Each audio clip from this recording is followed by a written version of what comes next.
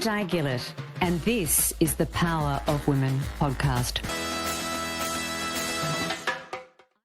The Power of Women podcast with Di Gillett. I'm a businesswoman who is learning very quickly about a new industry after a 20-year career in broadcast television.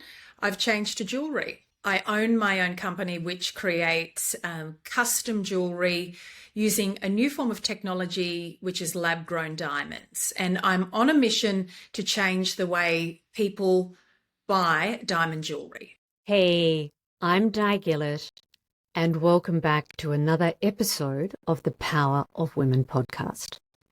This could actually be one of the most costly podcast episodes I've recorded yet, because somewhere in the story, as you've already heard, we're going to talk about diamonds. But before we get there, though, this is one of those episodes that highlights that life is not always easy. Perception and our public face is not always a true reflection of what's going on behind the scenes. Those moments of difficulty can lead us to places we never imagined. And sometimes before we rise, we need to embrace the fall. Let's dive into that journey together. Talitha Cummins, welcome to the Power of Women podcast. Oh, it's so lovely to be here. Thank you, Di. And we are rising. All about it. We are rising. And I do know that this is going to get expensive because this could be a hobby of mine, this conversation. We do have some beautiful pieces. You do. But before we get there, I know that diamonds are not your first rodeo. What were you doing before embarking on this latest adventure? So, Di, I was a broadcast journalist for about 20 years. So I started my career in television in Maroochydore, then moved up to Cairns. I was then down in Brisbane where I became the weather girl and weather presenter. And I made it all the way down to Sydney as the Sunrise Weekend newsreader and sort of national reporter as well. So it was a really interesting career. I had a pretty amazing time. You know, it's almost, I got the opportunity to do things that I never would have, met people that I never would have met before. I chased cyclones. I travelled internationally, you know, chasing Chappelle Corby and Kerabakan prison, to all different sorts of things. And I really thoroughly enjoyed it. Big stories. And classic of that career in media, if you embrace the opportunity to move around and start in small regional towns, you then work your way back to the CBD. And there's a lesson in that because not everybody is prepared to do it. That's it. I remember at the age of 24, I think I was, and I had a boyfriend. I was living on the Gold Coast. I just finished uni, and I literally was offered a job the week, you know, 1 week, and 2 weeks later, my mum was helping me shift all of my things up to Cairns to take up that opportunity, you know. And I think that's when I realised how determined I was, because I thought nothing is going to stop me from achieving what I want to achieve. I am on the run, baby. Yeah, that's a lesson for any listeners being prepared to put themselves out there to elevate their careers, because sometimes the uncomfortable is essential. So, yeah. For sure. But behind the scenes, there were other things going on in your world as you were a public face and on our screens. Can we touch on that? Yes, absolutely. So, I mean, it's well documented. I've done an Australian Story episode on the fact that I'm an alcoholic. I've now been in recovery for 12 years, so about 12 and a half years. And yeah, I started drinking when I was 12 or 13. And I just remember having that first drink and just, you know, the world opened up. I was a really shy and insecure young girl, I guess. And it just made me into a person that I wanted to be. And of course, that began a long kind of path of me utilizing this substance in order to achieve that. To the point where, I started my career, I went through uni and was still heavily drinking. But once I started my career, because I was that shy sort of young girl, I was getting propelled into all of these, really confronting situations and doing live crosses. And I just got into this really bad pattern of going home and drinking, bottles. Was the drinking after work, or did you need it as a confidence boost to actually get to air? No, thankfully it was something that I restricted to after work, but it was almost like I'd finish and then there was a desperation to get to the bottle shop. And in the end, I was drinking multiple bottles of wine a night. It was not unusual for me to drink three bottles of wine a night. Ouch. Ouch. But strangely, I didn't have I told myself that I didn't have a hangover, and I just put that full face of makeup on the next morning or head into, wardrobe and have the shiny face put on, and I was all put back together again. And that continued right through until I was 33. And then a chief of staff sort of realised that not all was well. There were a few, I was sort of, I thought my work facade had crumbled essentially. And there were... I can imagine. Very hard to keep that up. Hard to keep that show on the road. People were noticing there were days when I just wouldn't turn up, and I'd look at my phone at 1 p.m. and I'd have 50 missed calls, everyone wondering where I was. And my chief of staff very calmly and gently sat me down and just said, "You're not okay, are you?" And I said, "No, I'm not. I'm just not coping." Was that asked through the lens of genuinely wanting to know how you were, or was it asked through the lens of you're compromising us professionally? No, it was definitely, she was a really, really lovely person who took me under her wing then and helped me a lot. So she was very genuine in her questioning, and she, no doubt, and I think the network at the time really did want to get help for me. And so I went to AA that day. I'd been to AA a number of times. I'd say I drank until 33 and then the work facade crumbled. It sounds simple, but there was a lot of time where Simple. No. Where I was trying to stop, or I'd do dry July and last a week and think, okay, I'm fine now. I can drink again.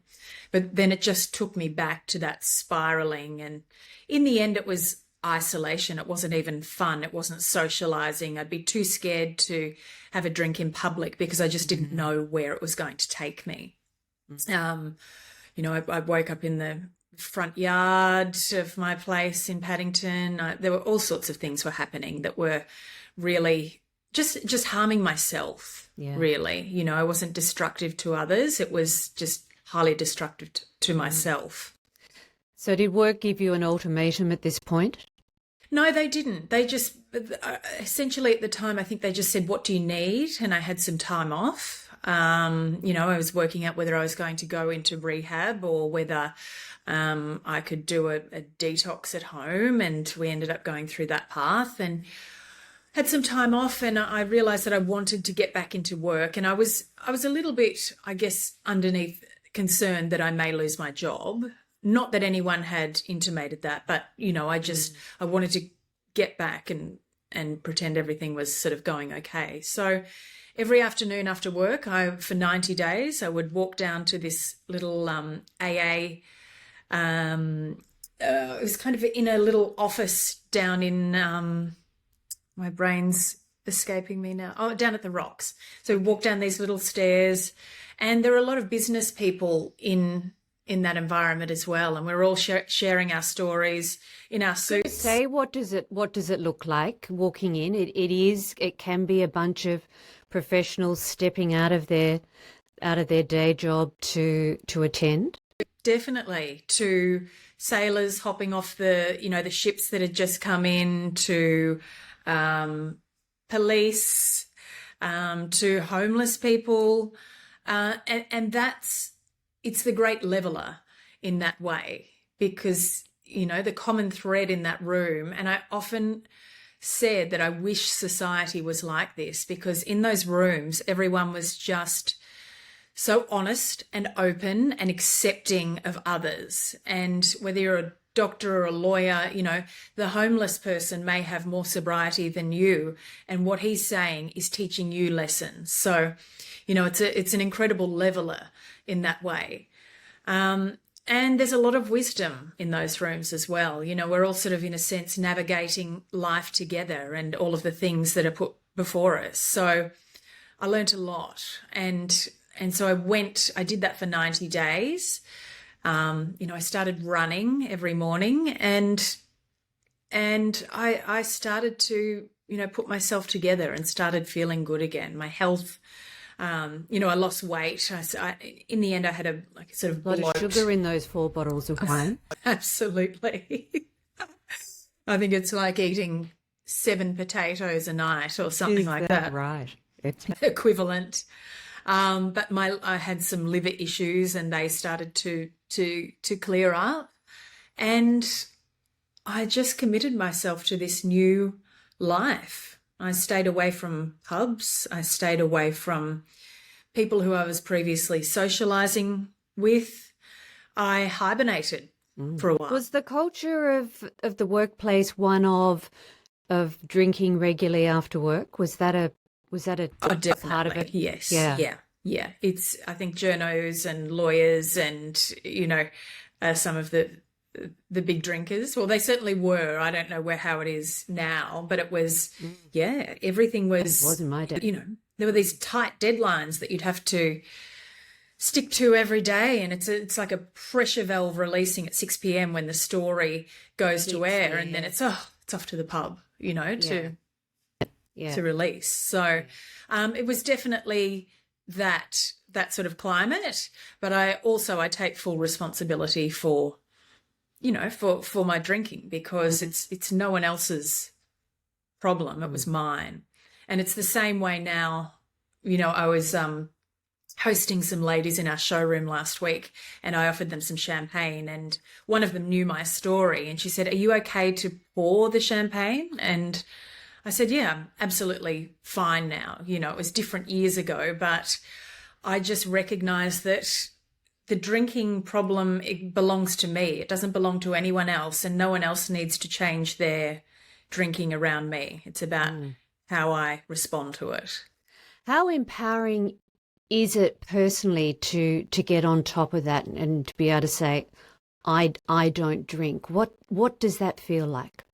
I wore it as a badge of honor initially. You know, people would say, come up to me, maybe if I was out at a restaurant, "Would you like a drink?" "No, I don't drink. I'm an alcoholic," you know. So you would say that fully rather than "I don't drink," which often leads to "Why don't you?" Yes.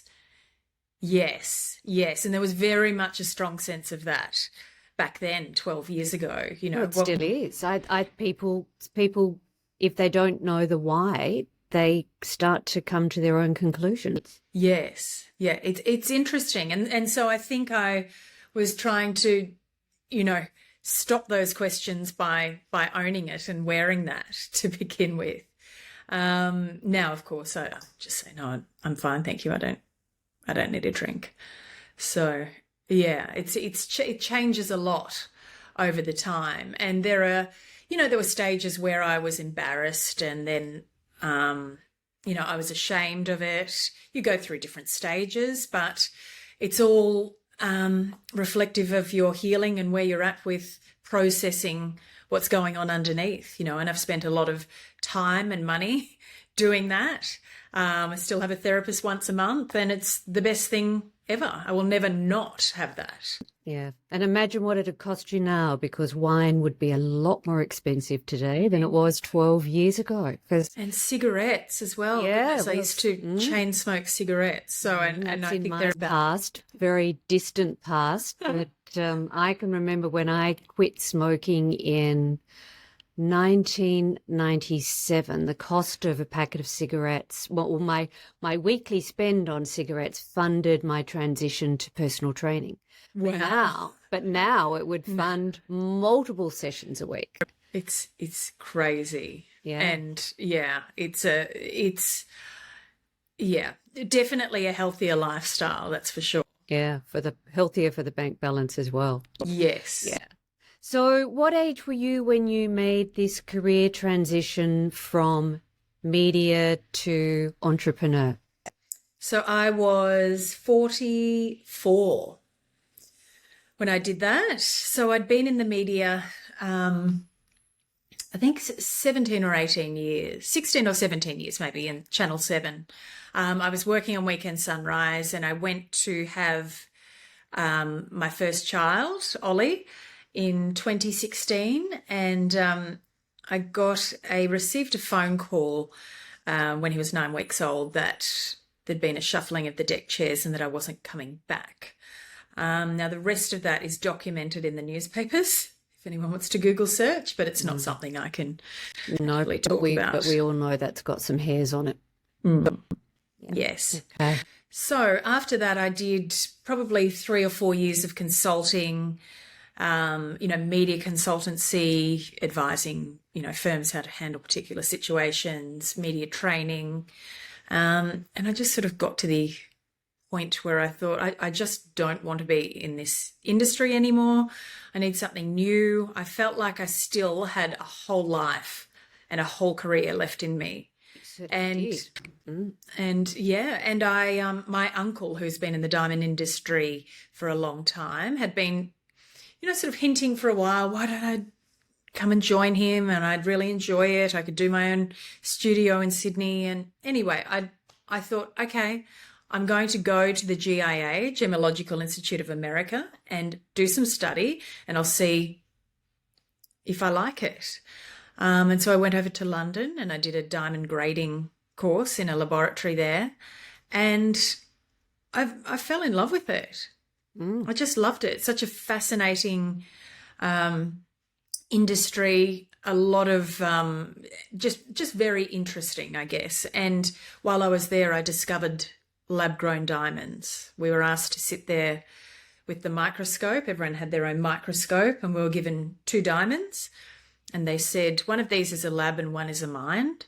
Have a look under the microscope. It's 100 times magnification, and tell us which one is the mind. Wow. And we were all sort of looking around going, does anyone know? Because I can't tell. And I was obsessed. I just remember that night I was staying at my friend's in London, and I just started Googling and researching, and I feel like a business was born that day. And I came back to my uncle and I said, I don't think I want to sell mined diamonds. I think I want to focus on lab-grown diamonds. He said, well, you are cutting off a large segment of, potential client market. Yeah. Yes. And this is a disruptor, and it's not going to be easy or pretty. And I've never backed down to a challenge. So I did it 2 years ago. Well, coming up, let's talk more about that disruptor, because I think, this is a marketplace for turning things on its head, and I'd love to hear more about that, and I know the listeners would too. If you're loving the Power of Women podcast, be sure to jump on to our YouTube channel and hit that subscribe button to ensure you never miss an episode. So, Talitha, lab-cut diamonds, for those who don't know anything about them, exactly what is a lab-cut diamond? So a lab-grown diamond, scientists have essentially been able to grow diamonds in a chamber. Now, these diamonds are chemically, physically and visually the same as a diamond that comes from the earth. They are pressurized carbon, just like that comes from the earth. What comes from the earth obviously has formed over billions of years. These ones can be grown in a lab within a matter of weeks. So the biggest difference being their origin and also their price point. So a a 3-carat, say, natural diamond is you probably pay around the $57,000 or $8,000 mark. And a 3-carat set in a beautiful setting, lab diamond around the $10,000 mark. So Oh, good heavens. there's a big price. So difference. one fifth the difference Yes. based on what you just said. That's Yes. And depending on the particular stone, but that's roughly that. So a lab grown diamond is it's real. It's not cubic zirconia, or it's not any of these alternative photo options. No, it's not. It's, there have been many attempts to try to emulate or simulate the diamond, moissanite, glass, cubic zirconia, so many over the years, but it's not until now that scientists have been able to create these diamonds. And consequently, it has taken the world by storm. And for the first time last year in the US, 52% of engagement rings had a lab diamond as the centre stone. So where was the home of this discovery? Where was lab grown created? So General Electric were one of the first ones to create the technology in the 1950s, and they were creating diamond. So diamond is widely used for industrial purposes and saws and drills and things like that. It's a cutting tool. Yes, correct. So they had discovered it back then, but it's not until probably around 15, 20 years ago that the technology was further refined to be able to create gem quality diamond. And now they're at the point where, so the growers, our suppliers or our manufacturers have 150 machines in Dubai. They're grown there, and they can grow D and E colour rough, if you're familiar with the colour of diamonds. So it's quite advanced. Coloured lab diamonds, I'm still a bit on the fence about, because there's a little bit of an artificial injection to them to get the hue. Yeah, at times. But in terms of the white diamond, they're incredible, and they've so changed. Is this limited to diamonds, or can there be lab grown sapphires? Yes, lab grown emeralds. That's right. They're doing lab grown sapphires, emeralds, diamonds. Yes. So it's really blown off the doors of the industry. It's been a major disruptor, to the point where De Beers, who was, the legacy brand De Beers, its parent company has put it up for sale and wanting to offload it in favour of its more profitable mining assets, which is a strong reflection of where... It's the Kodak moment for it is. The jewellery industry, isn't it? That's exactly... It's the Uber moment. It's the Kodak moment. Yeah, that's extraordinary. So as more labs are established, does the price point of your raw material come down? Yes, it does. The prices of all diamonds have come down, in the last year. So I think naturals are down 30% year on year, and labs are down a huge percentage. They were around 90% since I bought my collection at the wrong time. 30%. I don't think I know anything that's dropped. 30% is a consumer good. That is extraordinary. So after COVID, like during COVID and after COVID, there was a big climb, and now it's really dropped off again with the pressure from the lab diamonds, the poor China market, luxury market, a lot of different factors, but labs are certainly one of those. So yeah, it's interesting, and it's been an interesting, because when I set this up a couple of years ago, there was still quite a stigma attached to lab diamonds, and people were saying, oh, I can't wear a lab diamond, and you're cheap if you're buying a lab diamond, and I wouldn't put that in my engagement ring. So how do you overcome that objection? Because that's perception, it's not reality. No, so it's and that's what diamonds are, right? There's a lot of perception. It's a story that we've told ourselves that we we become engaged, and the woman or the man is presented with an engagement ring with a diamond in it. So we set about to educate people, and we've done that through social media, and I was able to thankfully use my skills from broadcast journalism. They came in. Yeah. Yes, because I thought, what am I going to do with this weird set of skills that I've acquired over 20 years in TV? But they're finding their home. So we have done a lot of education online. When I first launched, we did a lot of publicity, trying to educate people about what they are. And once people have an understanding of what they are, it's sort of become more palatable, and to the point where now people are loving them, and it's the first choice. And some would say it's the smarter choice, because you're purchasing the same thing for a much lower cost. So will there ever come a time where we see a traditional jewellery retailer, a legacy retailer like a Hardy Brothers or somebody of that ilk, offering the two products side by side, or will that never happen? I don't know. It's so interesting to see. I know there are traditional jewellers in the city that are doing both. They may not advertise that they are doing both, but they definitely are. So yeah, I think it's just a very interesting time right now. This has been one of the biggest disruptors to the diamond or the jewelry industry ever. So, the natural part of the industry is finding its way. The lab part of the industry is forging its way as well. So where it all settles, who knows? But we say to people to choose what aligns with you, with your values, with your budget. For me, the best thing and why I loved them so much was because you don't have to compromise on size or the quality. It kind of used to be the house or the ring.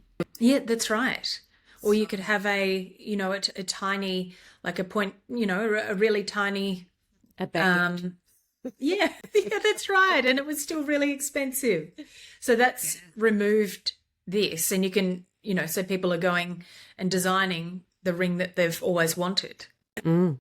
So is there a profile of the customer who is accepting of this new disruptive product? There was a lot of resistance, I would say, from 50 plus, but that has really changed in the last 6 months. So now it's, the younger generations buying engagement rings, and then I would say 45, 50 plus buying diamond jewelry, lab diamond tennis necklaces, tennis bracelets, those sorts of things. So there are quite wealthy people buying them as well. So it's really a mixed bag. It's not necessarily what the people are telling us is that they just don't want to park $40,000 or $50,000 on their hand. They'd rather spend $10,000 and then go on a holiday or pay for their honeymoon or their wedding or, whatever their priority is. And I think we get caught up in the moment of the romance of the story, and moments later, the romance of that is forgotten. And I'm fortunate enough to have some beautiful jewellery, but if somebody said to me half of that was lab grown, I wouldn't have been any the wiser. No, that's it. Except for the price. Yes, that's it. And it's interesting. So there's a lot of, the psychology behind the buying and our choices has been so fascinating. Oh, and I can imagine. That would really, really be the most interesting. Yes. And the changing of perception. Definitely. And you'll see on our reels, there's a lot of for and there's a lot of against as well. And we just leave those comments up for people to see, because it all forms part of the fabric of where we're at and people making a decision. The narrative. It'll play out as it plays out. That's it. So it's very interesting time. It is. So what other disruptions do you see coming down the pipe for your particular sector of consumer goods? There could be no greater disruption disruptor to the industry than lab diamonds. But I think we're at a point now where people are not wanting to buy off the shelf. I would say 95% of our purchases are people want custom and they want bespoke. They want to contribute to, what they're having made. So it's changing in that way as well. It's very rare that someone will come in and say, I want that ring. We have samples and we have the designs that we, originally came up with, but everyone wants to have their little touch. So in that way, the jewellery industry has been modernised, and, there are sites that have ring builders, and, you can build your own ring and you can source your own diamond and things like that. We're not going down that path because we are more of want to stay more in the bespoke and form those relationships with clients. But yeah, it's a changing of the guard in this industry, that's for sure. So is this a long-term career shift for you? Can you see this being the entirety of your working life? Yes, I think so.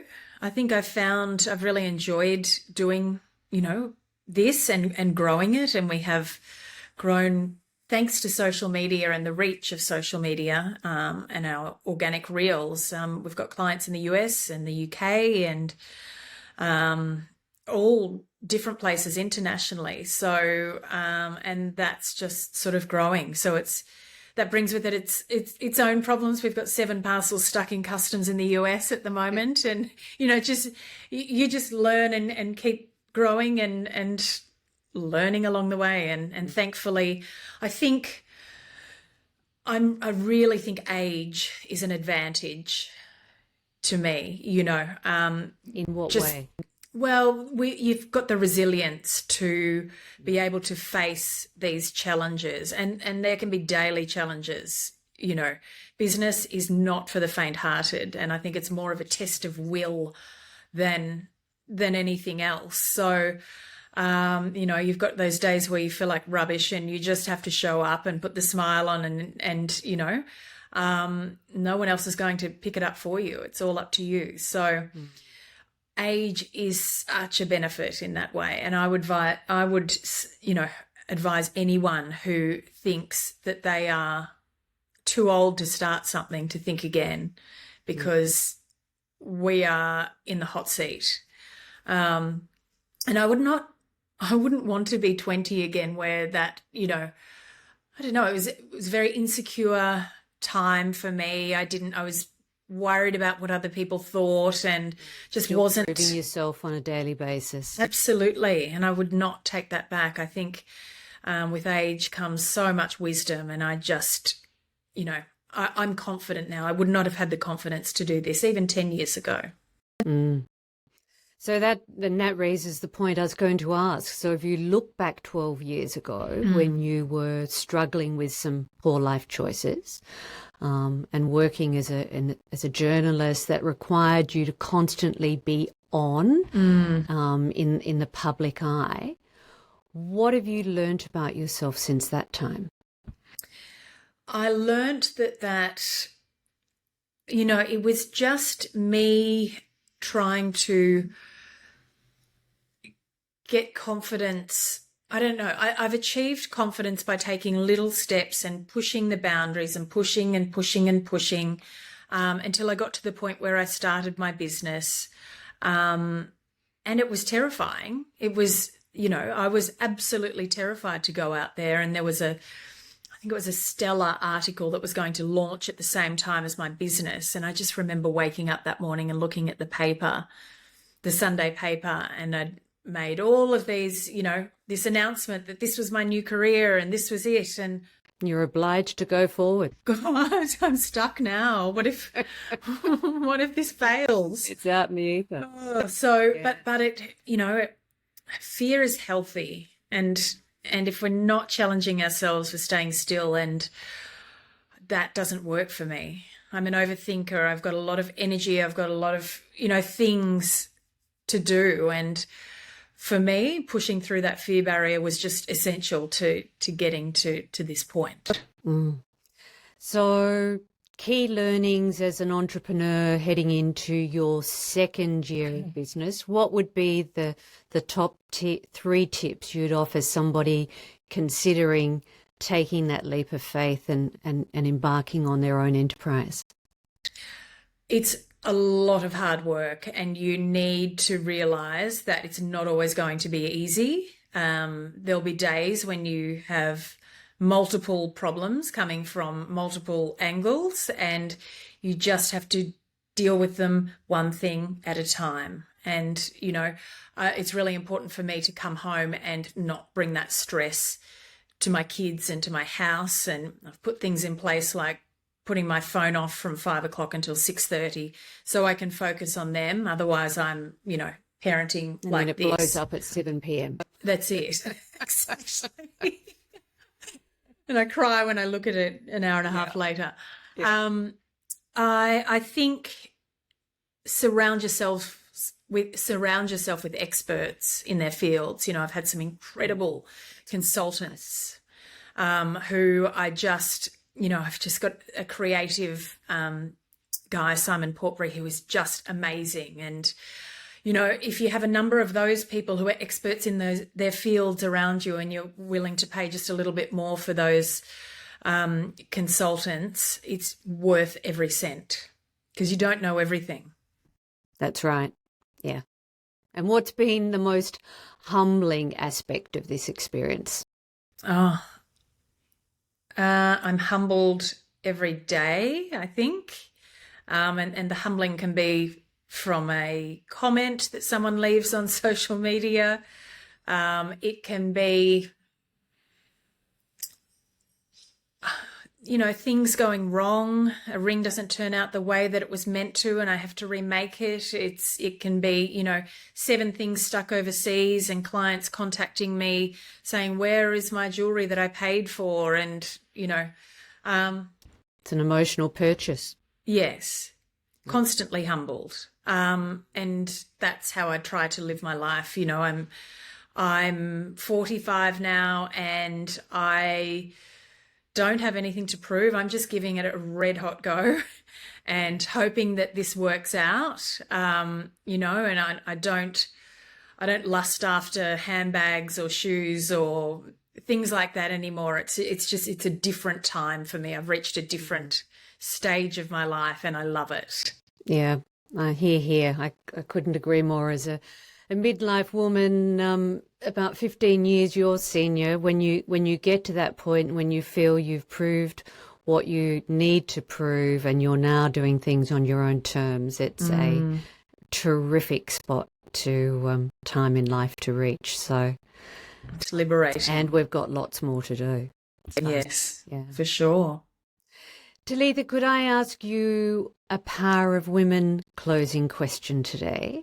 Yes. In your opinion, what's the most significant challenge women are facing today, and what do we need to do about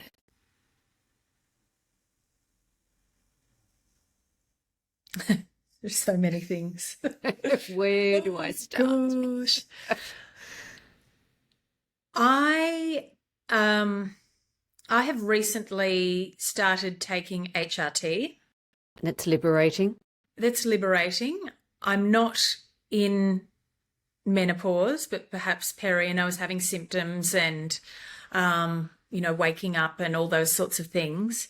And I am astounded by how many women around the same age or a bit older who have been told by their doctors that no, they're not proper symptoms, no, we're not testing you, no, you're not having HRT.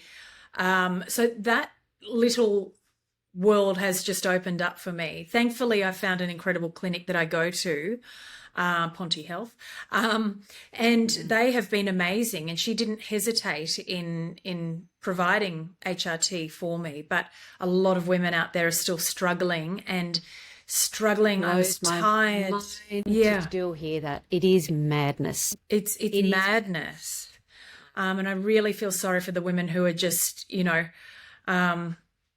having to push through and feel horrible on a day-to-day basis, because that's how I was feeling before I took it. And I'm just so thankful that has opened up to me now. So what we need to do is we need to be more open-minded, and no's not always the right answer. Well, that's right. And I think, the federal government is looking at putting education campaigns and things in place now, but I think it's a long way to go. Thankfully, the conversation is happening more publicly now. I think it's, so women can actually hear what the symptoms are and potentially find someone who will help them. Mm. Fortunately, in my case, I found a fantastic Eastern Western practitioner who was forward-thinking. But at the time, I still didn't know it was menopause symptoms I was treating. I thought it was all the other stresses related to the corporate lifestyle that I was wrapped up in. But and that's on the thing, reflection, isn't it? I have a different view. Yeah. Yes. You don't realise until after just how, bad you were. Yeah. Well, thank you for bringing that to the table in this discussion. It's not necessarily where I thought the conversation was going to go, but menopause keeps creeping its way into the Power of Women podcast time and time again, and there's a reason for that. So that's right. It's extraordinary. So as we come to a close today, tell us about the name of your business, Talitha, and where you are. So the Cut Jewellery, we're online, but we also have a showroom located inside the Libertine Perfumery in Paddington. And you can make appointments online and come and see us to buy or create a beautiful piece of jewellery for yourself. And I was hoping you weren't going to say online, because I thought, given I'm not planning a trip to Sydney immediately, it might not be so expensive. But now I'm going to be scrolling through the pages and thinking about what I might deserve after 12 months of hard yakka. So. Oh, yes. Treat yourself. That's it. Brilliant. Sure. Talitha, thank you so much for sharing your story. And I know there are aspects of it that are, really take you to a place of vulnerability. But as I think where we started this conversation, sometimes you've got to face into the abyss before you can start that rise back up. And you have done that. Addiction is something that has crept into a number of the stories on Power of Women, and in parcel with that, wrapped up with women who have addressed it, overcome it, and have gone on to be incredible businesswomen, female entrepreneurs, and that's where the power of sharing these messages is all about. So thank you so much for doing that. It's a bold move forward. So thank you so much for having me. I love your podcast and what you're doing, empowering women. So it's really an honour to be on here, Di. Thank you. Thank you, Talitha. So be sure to share this episode with somebody who you feel would find benefit from listening to Talitha's story.